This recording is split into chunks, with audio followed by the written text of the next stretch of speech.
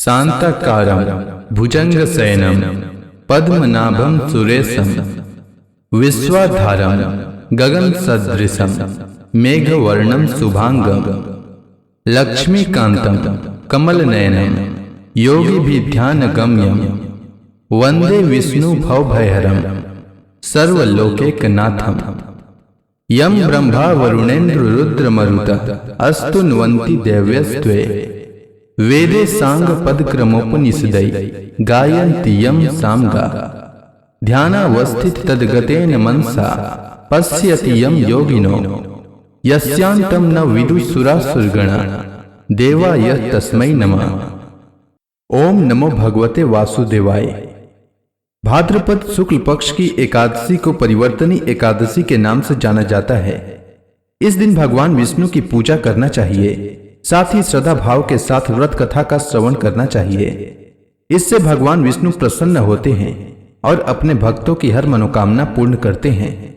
इस बार भाद्रपद शुक्ल एकादशी यानी परिवर्तनी एकादशी 6 सितंबर मंगलवार को है। परिवर्तनी एकादशी के दिन भगवान विष्णु के वामन अवतार की पूजा की जाती है। इसे भारत के कई क्षेत्रों में पार्श्व एकादशी के नाम से भी जाना जाता है। इस एकादशी पर श्रीहरि शयन करते समय करवट लेते हैं, इसलिए इस एकादशी को परिवर्तनी एकादशी कहा जाता है। इसे पद्मा एकादशी के नाम से भी जाना जाता है। इस एकादशी व्रत में भगवान विष्णु के वामन अवतार की पूजा करने से वाजपेय यज्ञ के समान फल प्राप्त होता है और मनुष्य के समस्त पाप नष्ट हो जाते हैं। यह देवी लक्ष्मी का आह्लादकारी व्रत है, इसलिए इस दिन लक्ष्मी पूजन करना श्रेष्ठ माना गया है। परिवर्तनी एकादशी का व्रत रखने वाले मनुष्य को व्रत से एक दिन पूर्व दशमी तिथि पर यानी 5 सितंबर को सूर्यास्त के बाद भोजन नहीं करना चाहिए और रात्रि में भगवान विष्णु का ध्यान करते हुए सोना चाहिए। अगले दिन यानी व्रत वाले दिन 6 सितंबर को प्रातः काल उठकर भगवान का ध्यान करके और स्नान के बाद व्रत का संकल्प लें। इसके बाद भगवान विष्णु की प्रतिमा के समक्ष घी का दीपक जलाएं। भगवान विष्णु की पूजा में तुलसी, ऋतुफल और तिल का उपयोग करें। व्रत के दिन अन्न ग्रहण न करें। शाम को पूजा के बाद फल ग्रहण कर सकते हैं। व्रत के दिन दूसरों की बुराई करने और झूठ बोलने से बचें। एकादशी के अगले दिन द्वादशी को यानी 7 सितंबर को सुबह 8:19 के बाद व्रत का पारण करें और जरूरतमंद व्यक्ति या ब्राह्मण को भोजन कराएं, साथ ही दान दक्षिणा दें। अब आइए श्रवण करते हैं परिवर्तनी एकादशी व्रत कथा। अगर आप अपनी श्रद्धा भाव से कथा श्रवण के उपरांत ब्राह्मण दक्षिणा देना चाहते हैं तो स्क्रीन पर दिए गए नंबर पर भेज सकते हैं। युधिष्ठिर भगवान श्री कृष्ण से कहते हैं, हे भगवान, भाद्रपद शुक्ल एकादशी का क्या नाम है? इसकी विधि तथा महात्म्य कृपा करके कहिए। तब भगवान श्री कृष्ण कहने लगे कि इस पुण्य, स्वर्ग और मोक्ष को देने वाली तथा सब पापों का नाश करने वाली उत्तम वामन एकादशी का महात्म्य मैं तुमसे कहता हूं, तुम ध्यान पूर्वक सुनो। यह पद्मा या परिवर्तनी एकादशी के नाम से जानी जाती है।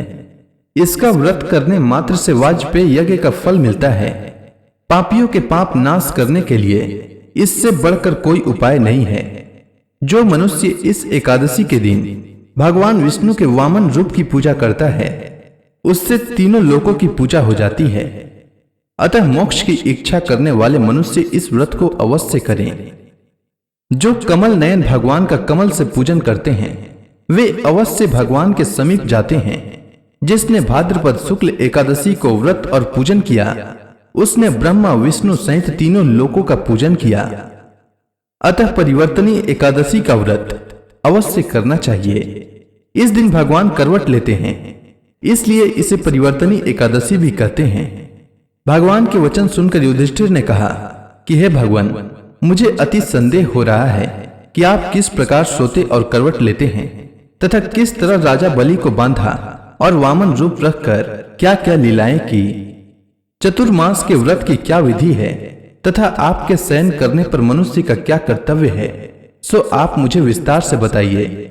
श्री कृष्ण भगवान कहने लगे कि हे राजन, अब आप सब पापों को नष्ट करने वाली इस कथा का श्रवण करें। त्रेता युग में बलि नामक एक दैत्य था।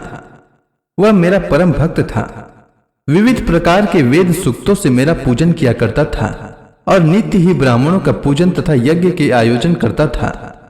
लेकिन इंद्र से द्वेष के कारण उसने इंद्रलोक तथा सभी देवताओं को जीत लिया। इस कारण सभी देवता एकत्र होकर सोच विचार कर भगवान के पास गए।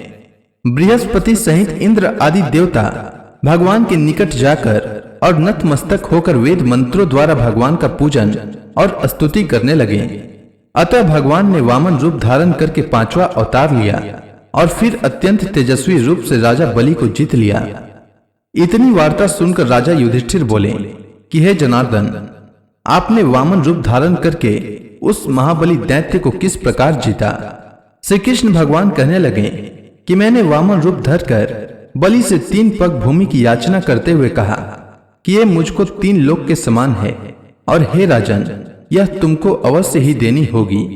राजा बलि ने इसे तुच्छ याचना समझकर 3 पग भूमि का संकल्प मुझको दे दिया और मैंने अपने त्रिविक्रम रूप को बढ़ाकर यहाँ तक कि भूलोक में पद, भूवर लोक में जंघा, स्वर्ग लोक में कमर, मह लोक में पेट, जन लोक में हृदय, यम लोक में कंठ की स्थापना कर सत्य लोक में मुख, उसके ऊपर मस्तक स्थापित किया। सूर्य, चंद्रमा आदि सब ग्रह गण, योग, नक्षत्र, इंद्र आदि देवता और शेष आदि सब नाग गणों ने विविध प्रकार से वेद सूक्तों से प्रार्थना की। तब मैंने राजा बलि का हाथ पकड़कर कहा कि हे राजन, एक पद से पृथ्वी, दूसरे से स्वर्ग लोक पूर्ण हो गए, अब तीसरा पग कहाँ रखूं? तब बलि ने अपना सिर झुका लिया और मैंने अपना पग उसके मस्तक पर रख दिया, जिससे मेरा वह भक्त पाताल को चला गया। फिर उसकी विनती और नम्रता को देखकर मैंने कहा कि हे बलि, मैं सदैव तुम्हारे निकट ही रहूंगा। विरोचन पुत्र बलि से कहने पर भाद्रपद शुक्ल एकादशी के दिन बलि के आश्रम पर मेरी मूर्ति स्थापित हुई।